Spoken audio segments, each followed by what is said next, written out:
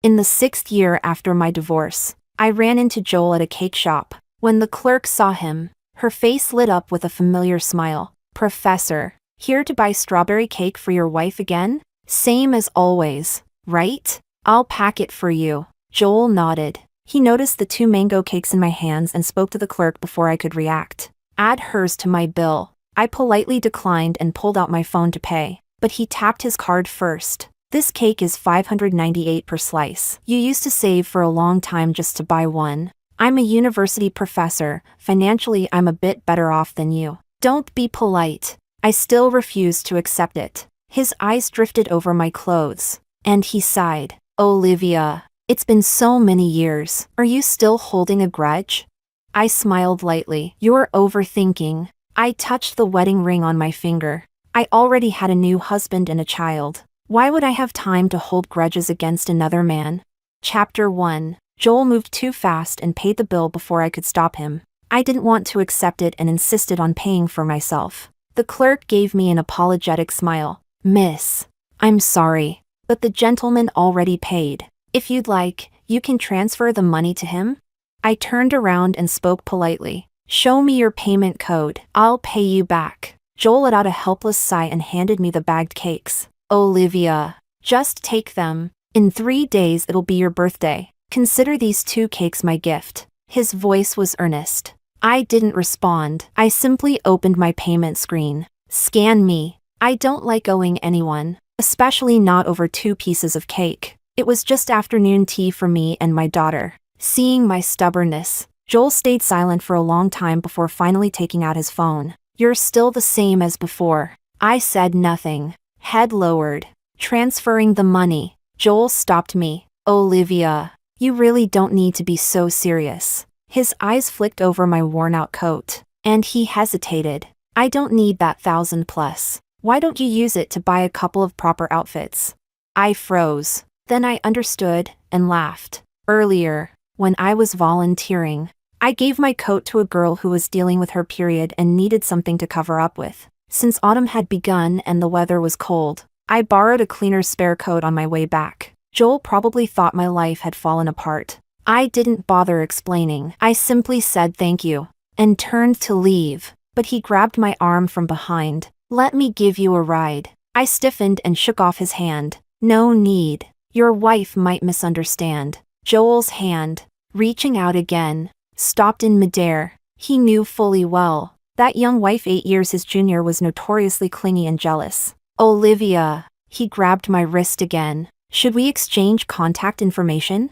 I lowered my head and stayed silent. Our divorce 6 years ago had been ugly, messy enough that we deleted and blocked each other everywhere and swore never to interact again in this lifetime. I shook my head. "Forget it, Olivia. You don't need to stay angry at me. So many years have passed. I just want you to live better." He said he wanted to add my contact, to transfer some money to me, as compensation for back then. I almost laughed. Back then, I fought like hell, lost all dignity, yet didn't get a single cent of compensation. Now that I no longer needed him, he suddenly appeared, saying he wanted to compensate me. "Darling, I called you earlier, why didn't you answer? Who are you talking to?" While I was dazed, a young woman in a pink coat came bouncing over and hooked her arm through Joel's. When she saw me, her smile froze for a second, then widened again. "Olivia, it's you! It's been so many years. Why don't we have a meal together?" Before I could react, Lisa grabbed my arm with false enthusiasm, chattering loudly. "Olivia, we've been looking for you for 6 years. You vanished completely. Even your old colleagues thought you went abroad. Where did you go all these years?" Chapter 2. I quietly looked at the girl in front of me. She had changed so much I could barely recognize her. Back then, she had frizzy hair, simple clothes, and eyes like a frightened little deer. A poor scholarship student, after 6 years of Joel's meticulous care, she had grown into a dazzling red rose. I gave a polite, distant smile. "I did go abroad." Lisa's eyes widened in surprise. "Really?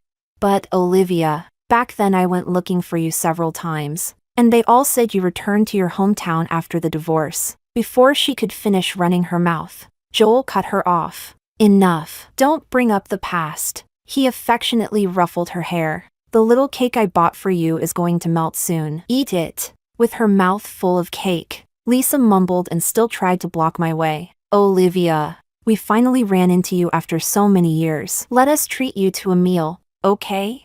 About everything that happened back then, I know you probably hate us. But you helped me. Your support paid for all 4 years of my college tuition. Without you, I wouldn't be who I am today. Her face was full of sincerity, as if refusing her would make me the unreasonable one. I glanced at my watch. It was still early. Fine, I only have an hour and a half. They chose the restaurant. On the way there, the girl chattered nonstop and even fed Joel cake by hand. Because I was present, Joel's movements were stiff as he grabbed her restless hand. Behave. Olivia is watching. Lisa stuck out her tongue playfully. Sorry, Olivia. We've been married for years now. We're used to acting like this. Sometimes we can't even help kissing while walking down the street. Don't mind us. I watched the flicker of provocation and self-satisfaction in her eyes. I merely smiled. No worries. After all, back when you were in college, you already couldn't help doing things with him in my house. I'm used to it.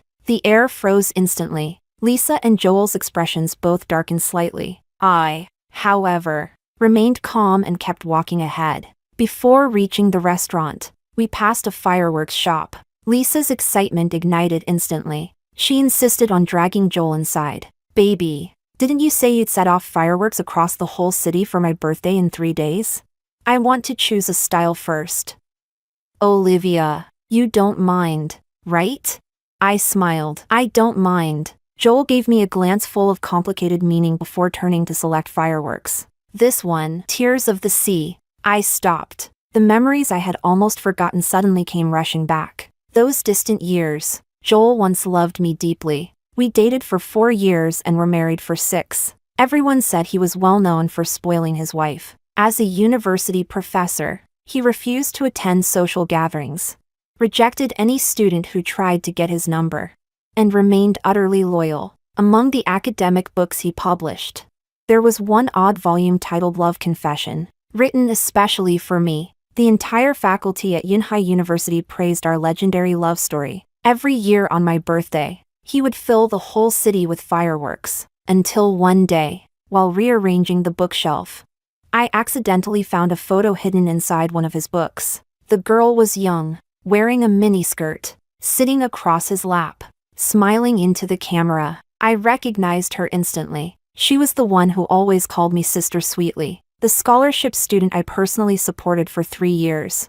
Lisa. She was also a student in Joel's class. Back then, on a heavy rainy day, she had been cornered by a group of thugs in a dead-end alley. I saved her. I brought her home, let her shower and change. She was terrified when she saw Joel. I smiled and reassured her. Don't worry, your professor doesn't bite. Little by little, her courage grew. She eventually even started tiptoeing into the study room to ask Joel academic questions. Watching them get along so well, I couldn't help feeling a little gratified. Until later, on Joel's computer, I found their intimate photos. After discovering them, I rushed into the study hysterically, and sure enough, the teacher and his student, who were supposedly studying, were intertwined on the desk, completely absorbed in each other. When I barged in, both of them panicked and grabbed their clothes to cover themselves. I lost all dignity, all manners.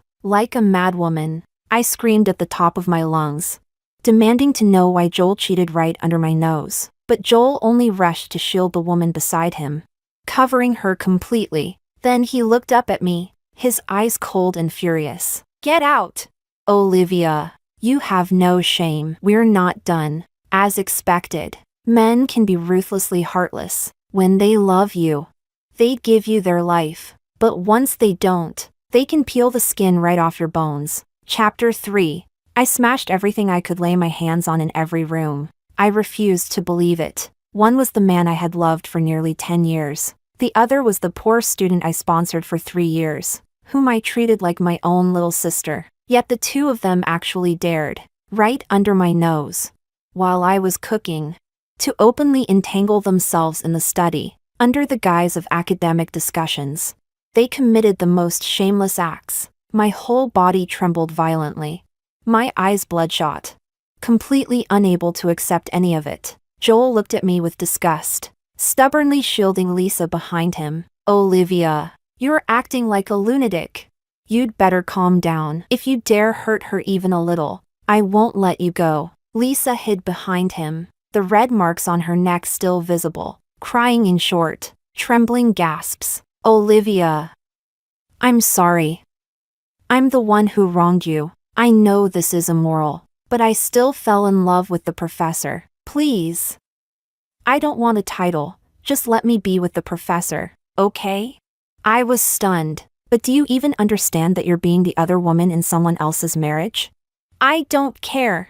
Lisa suddenly screamed back, as if fighting desperately for her freedom. What we have is a physiological attraction. Olivia, even without you rescuing me, I already liked the professor at school, and he liked me too. Looking at her stubborn, fearless expression, I suddenly remembered the rainy night I brought her home. Because I saved her, those gangsters targeted me for a long time. 4 months. I was too scared to walk that road again. Not until I finally went to the police. I never once regretted saving Lisa. But that night, I hated myself for being so kind, for giving another woman the opportunity to get close to my husband. 10 years. Those were my 10 years. I refused to accept the truth, letting myself fall apart, screaming like a madwoman, demanding to know when it all started. Looking back now, I was truly foolish. The betrayal had already happened. Even if I asked, what difference did it make?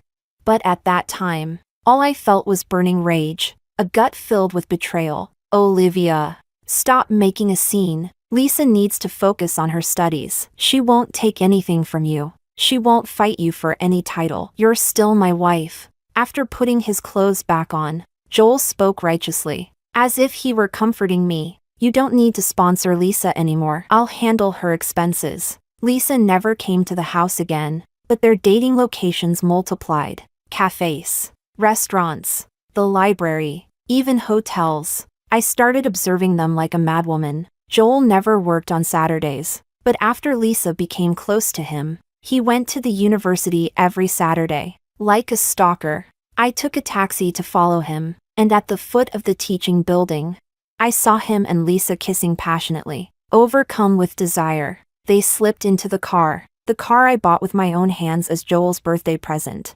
Soon, it began to rock rhythmically. I rushed over and smashed the car. They were humiliated on the spot, but Joel was determined to protect her, treating me like a mentally unstable person, and having security throw me out. Chapter 4. For a long period afterward, I made countless disgraceful scenes. I hung banners and caused chaos at the university where Joel worked. Even went to Lisa's classroom. I wanted the whole world to know she was the mistress, the poor student I had sponsored, the girl I once treated like my own sister. The better I had treated her, the more I now hated her. There were so many men in the world. Why, out of everyone, did she have to set her sights on my husband? I wanted to shout to everyone that she was an ungrateful snake. Joel was also the most despicable liar on earth. Our love had long been torn beyond recognition. He was afraid of the scandal, afraid I would ruin Lisa's reputation and academic life. So he hired bodyguards to keep me under soft confinement. I even harmed myself multiple times. That feeling, being abandoned by the whole world, was like swallowing poison with no way to spit it out.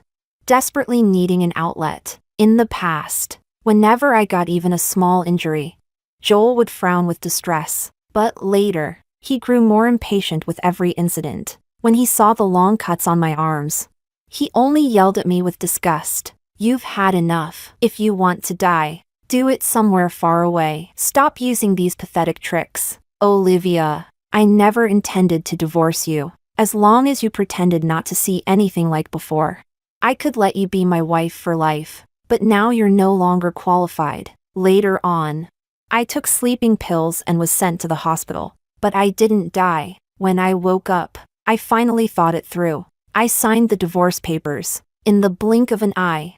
6 years had passed. My thoughts returned to the present. Lisa had already chosen her fireworks. I want this one, Tears of the Sea. Honey, I want the same fireworks you used to set off for Olivia years ago. The ones that explode in the sky and show my name. I want you to write, Lisa. I love you. Joel smiled dotingly and agreed to everything. Soon, they chose a restaurant near Yunhai University. Olivia. This place is delicious. Joel and I come here often. You probably haven't eaten something like this in a long time, right?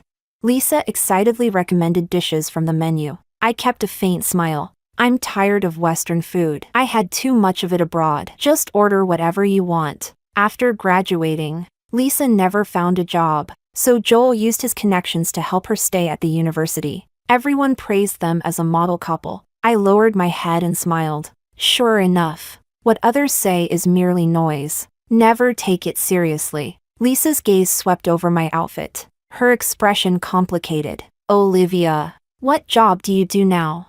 I paused for a second and answered honestly. I don't have a job right now. Lisa's expression said I knew it. She sighed dramatically. We really wronged you back then. If you haven't found a job, my husband and I can help. I heard the university is hiring cleaners. I think you'd be perfect for it. Joel frowned. Lisa!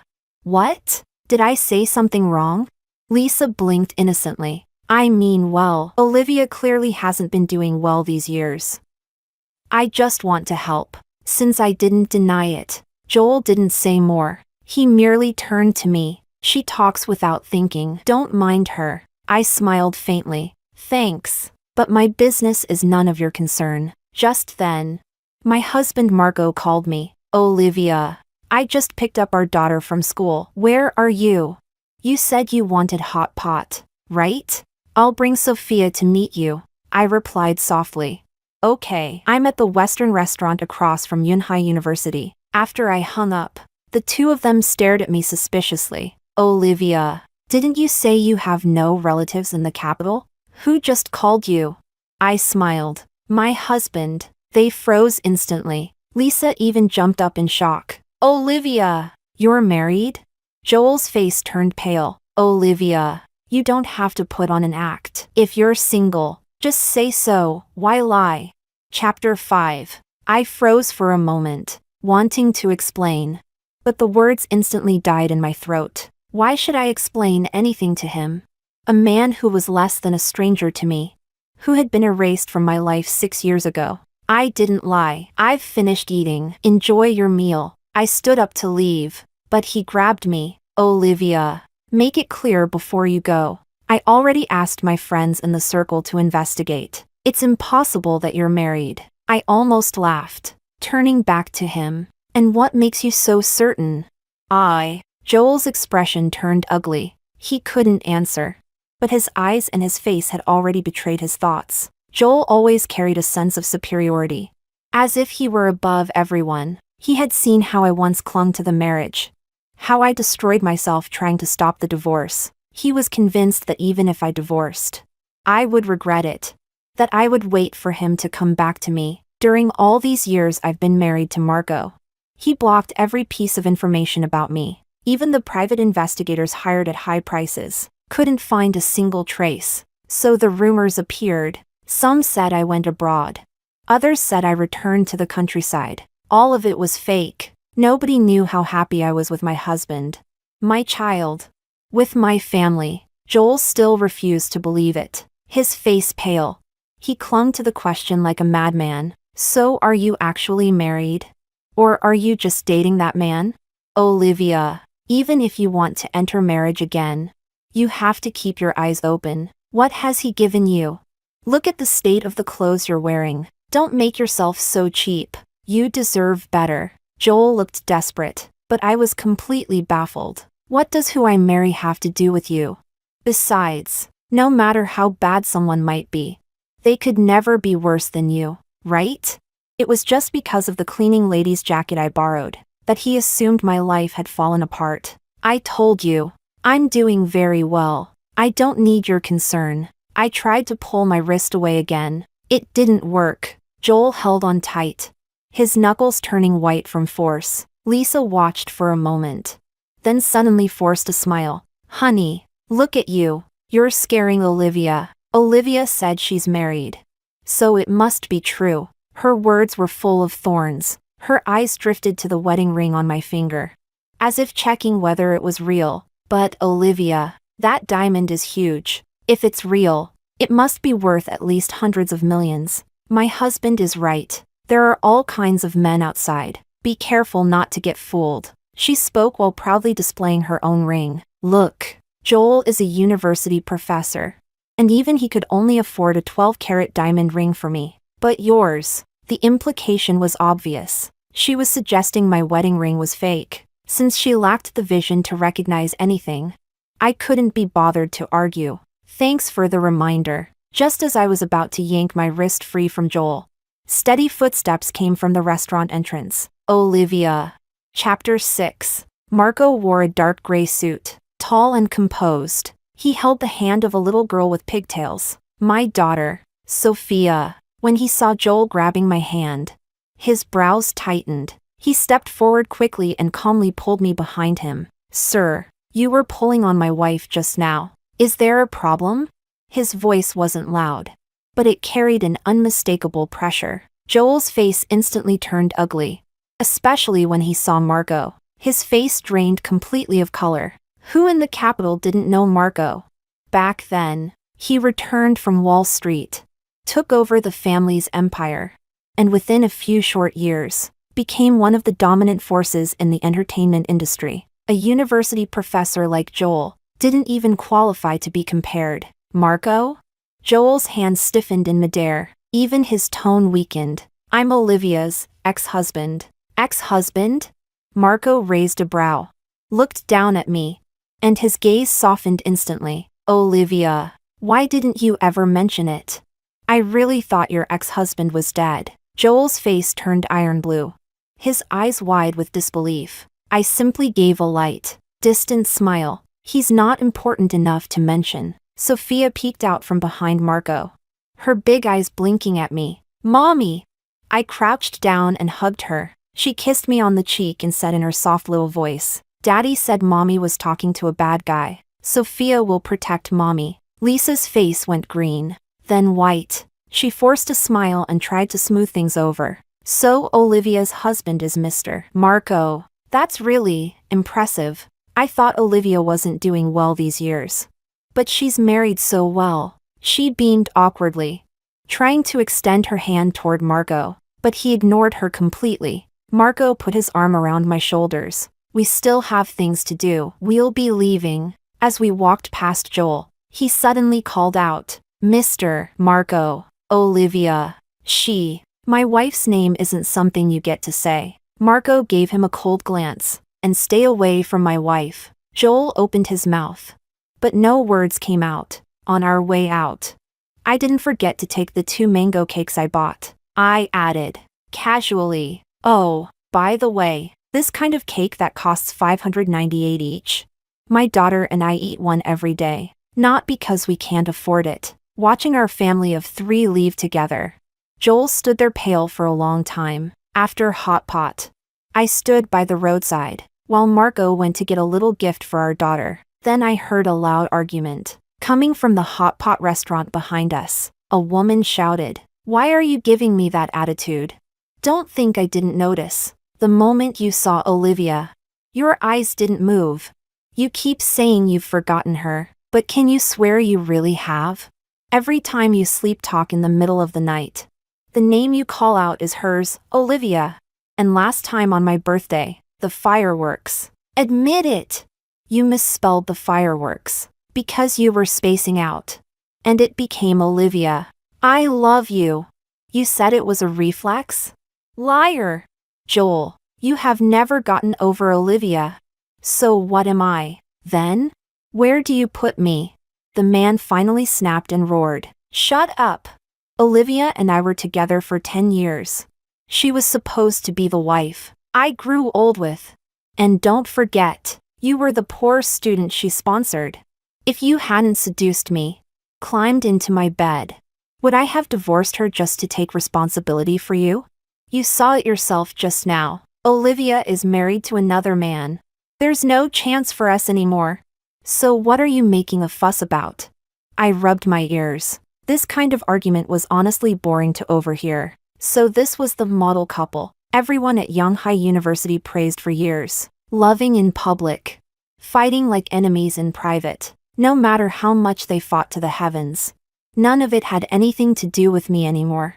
Chapter 7. When we returned home, Sophia wrapped her arms around my neck, acting cute. Mommy, who were those two people from earlier? That uncle looked at you so fiercely. I tapped her little nose. They were people I used to know. We won't see them again. Sophia let out a sigh of relief. Finally reassured, she hopped off, rummaged through her little backpack, and proudly pulled out a drawing as if it were treasure. Mommy, look! This is the family portrait I drew. This is me. This is Daddy. And this is Mommy. I looked at the childish yet heartwarming drawing of our family, and smiled as I praised her for doing such a good job. After coaxing her to sleep, Marco wrapped his arms around me from behind, his chin resting lightly on the top of my head. Olivia, did they bully you? The moment Marco mentioned it, there was a hint of gritted teeth hatred beneath his voice, especially that Joel. No, I smiled and shook my head. I just found it ridiculous. He really thought I've lived miserably these past 6 years. Waiting for him to laugh at me. He did investigate you. Marco chuckled softly. A while ago, a private investigator tried to track your whereabouts. I handled it. Didn't expect it was him who sent the man. I froze for a moment. You knew already? He pinched my cheek gently. How could I not care about my wife? In truth, I knew Marco had long investigated everything about my past. After my divorce, when I left with nothing, and spent half a month in the hospital, he happened to encounter me while on a business trip, and brought me home. He knew how much suffering I'd endured. So for the past 6 years, he had spoiled me like a child. Right, Marco suddenly said.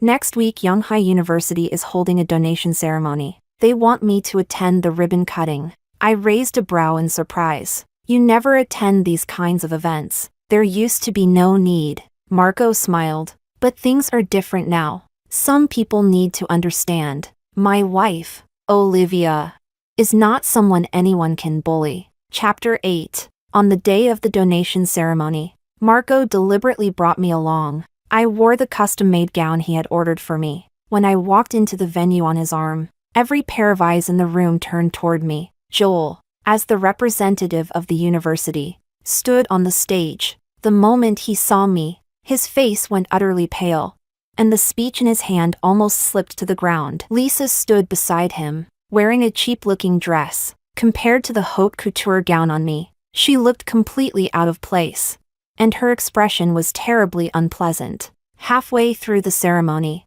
the host invited Marco on stage to speak. He took the microphone, swept his gaze across the hall, and finally fixed his eyes on Joel. I came today not only to donate, Marco said, but also to announce something. He lifted my hand and raised it for everyone to see. This is my wife, Olivia. Some of you may know her. 6 years ago, she suffered a great deal here. She was even labeled as a lunatic and mentally unstable. The audience erupted. Whispers spread like wildfire. Olivia? Why does that name sound familiar? Isn't she Professor Joel's ex-wife from 6 years ago? Right. I remember she caused a huge scene back then, saying she was trying to catch someone cheating, but later the matter was suppressed. Some people said she was a mentally ill woman who mistakenly barged into campus. My God, who would have thought she's Marco's wife now?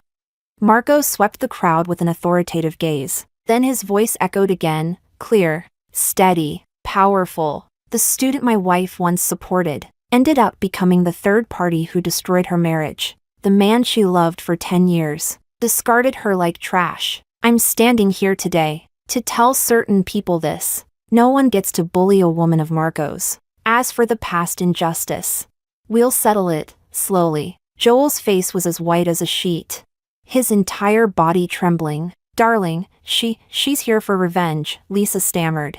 Barely able to stand, her knees buckled, and a nearby teacher rushed to hold her up. I watched their disheveled, disastrous states. There wasn't a shred of satisfaction or triumph in me, only calm, because I had long let go. Whether they were once proud and arrogant, or now being slapped in the face by reality. None of it had anything to do with me anymore. Chapter 9. After the ceremony ended, Joel rushed toward me like a madman to block my path. Olivia! Listen to me. I must have been out of my mind back then. I regret it.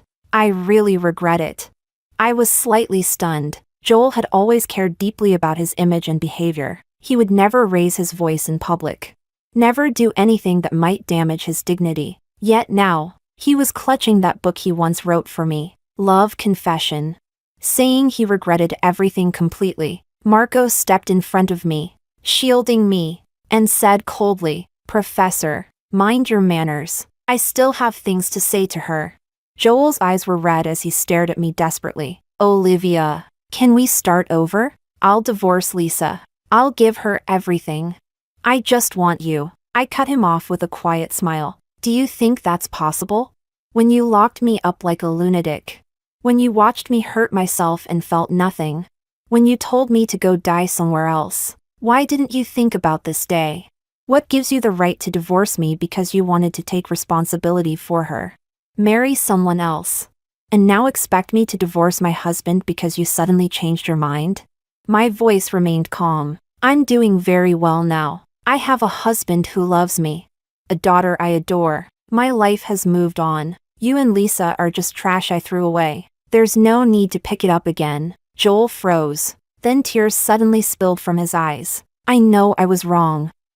Olivia, please give me another chance. Marco let out a mocking laugh. My wife already gave you a chance. In fact, she gave you countless chances, and you personally destroyed all of them 6 years ago. He gestured towards security. Escort this professor out. Don't let him be an eyesore here. As Joel was dragged away, Lisa suddenly rushed toward me, pointing and shouting, Olivia, you bitch! You did this on purpose. Today was your trap. You wanted to humiliate us, didn't you? You just want to ruin us. You disappeared for 6 years. But the truth is, you never forgot revenge. You planned this for 6 whole years just to destroy us. Now, she was the one being labeled the lunatic. Marco's expression turned icy. A bodyguard immediately stepped forward, covered her mouth, and dragged her away. People like her aren't worth your time. Marco took my hand. Let's go home. I only turned back to glance at them lightly. What goes around comes around. That much is true. Chapter 10. After that, Joel and Lisa's life fell completely apart. Rumors began spreading throughout the school about how they once destroyed someone else's marriage. No one chose Joel's classes anymore. Every course he taught was given terrible reviews. Some righteous college students even shouted openly during his lectures, "We don't want a professor with a messed up private life and rotten morals. Get out of our classroom." Lisa suffered even worse, constantly pointed at and whispered about by colleagues. She was fired not long after. I heard they fought every day. Joel yelled that Lisa was a disaster who ruined his life. Lisa screamed back that he was heartless, that if she hadn't taken the initiative, he would never have had the guts to divorce me in the first place. They fought from dawn till dusk. The house filled with smashed objects everywhere, just like Joel and I back then. Joel came looking for me several times. He tried blocking me at the familiar cake shop, but never managed to catch me, except for that one time I went myself. Usually the nanny did the errands for our desserts. Later, I don't know how he found out where I volunteered. He finally managed to corner me. Olivia, back then, in my eyes, you were the only wife I ever recognized. But things got out of control. Lisa was young.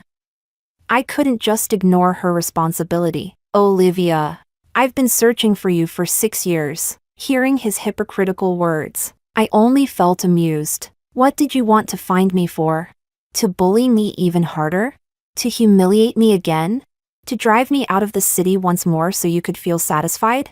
Joel's face turned pale. No, that's not what I meant at all. Olivia, I can't sleep. Every night I think of you. I think about our 10 years together. 10 years. Olivia! A cold smile lifted my lips. Back when he cheated, I fought. I cried. I hurt myself. I broke down again and again. I also shouted at him. That was 10 years. 10 years. And how did Joel respond? If you're done making a scene, sign the divorce papers. I don't have time for you. Now he regrets it?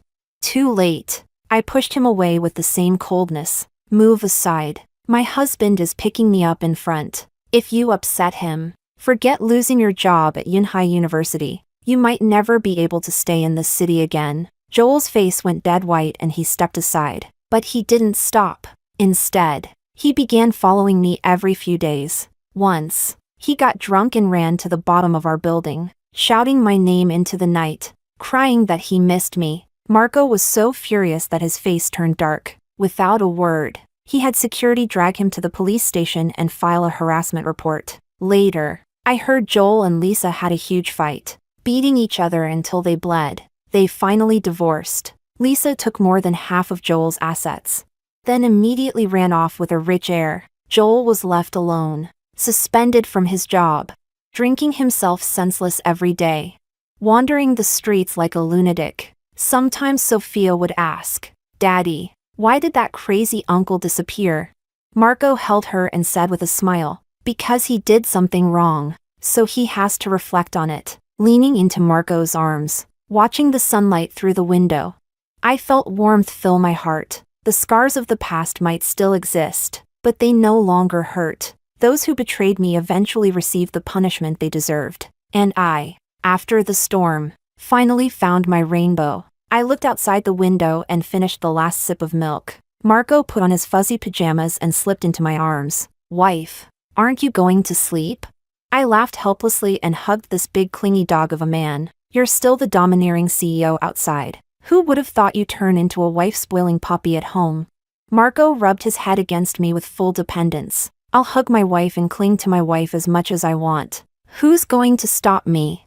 The night, filled with laughter and warmth, didn't feel lonely anymore.